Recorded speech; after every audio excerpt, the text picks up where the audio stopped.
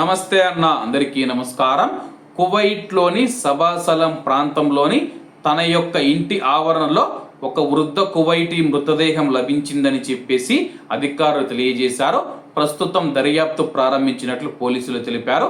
పోలీసులు స్థానిక మీడియాకు తెలిపిన వివరాల ప్రకారం 1956వ సంవత్సరంలో జన్మించిన అంటే 70 ఏళ్ల ఒక కువైటీ పౌరుడి మృతదేహం లభ్యమైనట్లు మినిస్ట్రీ ఆఫ్ ఇంటీరియర్ కార్యకలాపాల విభాగానికి సంబంధించి ఒక నివేదిక అందింది. సబాసలం పోలీస్ స్టేషన్లో పోలీస్ చీఫ్ తో పాటు పోలీస్ పెట్రోలింగ్ బృందాలు, అంబులెన్స్ సిబ్బంది మరియు నేరానికి సంబంధించి సాక్ష్యాలు సేకరించడానికి నిపుణుల బృందం మనం చూసుకుంటే సంఘటనా స్థలానికి చేరుకున్నాయి. ప్రాథమిక విచారణలో మృతుడు ఆ నివాసంలో ఒంటరిగా నివసిస్తూ ఉన్నట్లు తేలింది. ఆ కుటుంబంలోని ఇంట్లో పనిచేస్తూ ఉన్న మహిళ ఎవరైతే ఉన్నారో తాను పదే తలుపు తట్టినా ఎటువంటి స్పందన రాలేదని దర్యాప్తు అధికారులకు తెలిపింది. ఆ తర్వాత తలుపు కింద ఉన్న సందులో నుంచి చూడగా ఆ వ్యక్తి ఆవరణలో కదలకుండా పడి ఉండటాన్ని ఆ యొక్క పని మనిషి అయితే గమనించింది.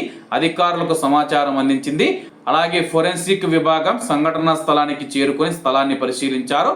ప్రాథమిక పరిశోధనల ప్రకారం ఎలాంటి నేరపూరిత అనుమానాలు కనపడలేదని చెప్పేసి ప్రాథమిక అంచనా ప్రకారం మరణం సహజ కారణాల వల్ల సంభవించి ఉన్నట్లయితే తెలుస్తూ ఉంది.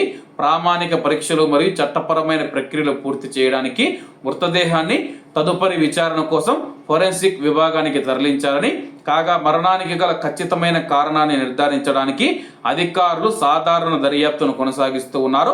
ప్రస్తుతం సబాసలంలోని ఒక ఇంట్లో 70 ఏళ్ల కువైటీ పౌరుడు ఒంటరిగా జీవిస్తూ ఉన్నారు. ఆ ఇంట్లో మనం చూసుకుంటే కానీ ఒక పని మనిషి ప్రవాస మహిళ అయితే పనిచేస్తూ ఉంది.